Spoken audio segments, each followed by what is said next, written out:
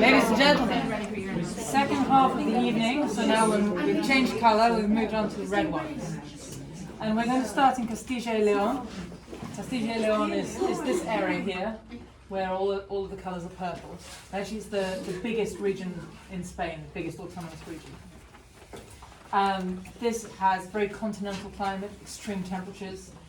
The most important rate by far in this area is Tempranillo, but that's not what we're going to look at the moment. There is one exception to all of this area of Tempranillo, and that's Bierzo in the top corner. And that's very close to Galicia. And you have the Sil River that comes through the area and runs into Galicia, in fact. Climate has a lot in common with Galicia. Sorry, I should be holding this up better. Still some maritime influence, as you would guess in Galicia, a bit more rain, a bit milder temperatures than the rest of the zone. But also it's still part of the Meseta, which is the high plain region of Spain. So you still get the warm, dry summers, you still get some of the shielding from the sea, from this mountain range. It's an area of rolling hills, bush vines, which is a very old traditional way of growing vines. It's a very traditional approach. And this really is the home of Mencía. It's where the grape is from. 75% of the vineyards here are planted to Mencía. The red wines in this area have to be minimum 70% Mencía. So this is really a region that is all about this grape variety. So Mencía is typically sort of light medium body, typically high acid, and that's really a characteristic of it. Often quite moderate in terms of tannin, and have sort of red fruits, herbs, that kind of note.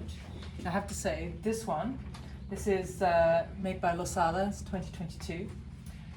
Losada is one of the Grandes Pagos de España, and that is an organization of quality winemakers that have banded together to share winemaking tips, methods, maybe is a better word, from all across Spain. It was founded in 2005. They have new facilities from 2011. It's very small. They have 12 hectares of tiny small holdings of old vineyards from all around the region. The wine is 100% Mencía. And this one, I have to say, unlike what I've just said, if you try it, you definitely get the high acid character, which is very typical. But this one is so well made, so ripe, that it's more actually tending towards black fruit. So you get the blackberry, blueberry, it's a little bit spicy, it's very, very concentrated. It's been in barrel for 12 months, you get a little bit of a hint of spice from the oak as well. And I should say also that there's, I said a moment ago, 100% Mencía, which is not actually quite correct. There's a tiny little bit, just 1% of Doña Blanca, which is actually a white grape, and that gives, I guess, just a hint of freshness, a hint of extra acidity.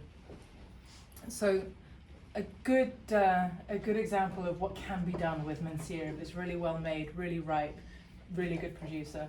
And in terms of a pairing with this one, I think I missed a pairing actually for the White Rioja. I'm sorry, we can go back to that. But pairing for this one, think about maybe meat pies, stews. I think there's some pork pie in the corner, that would be perfect. There was some pork pie, you ate it. But a high acid red like this would go really well with meat with fat in it. So like pork belly, that kind of thing. And that would be perfect. So thank you very much, everyone.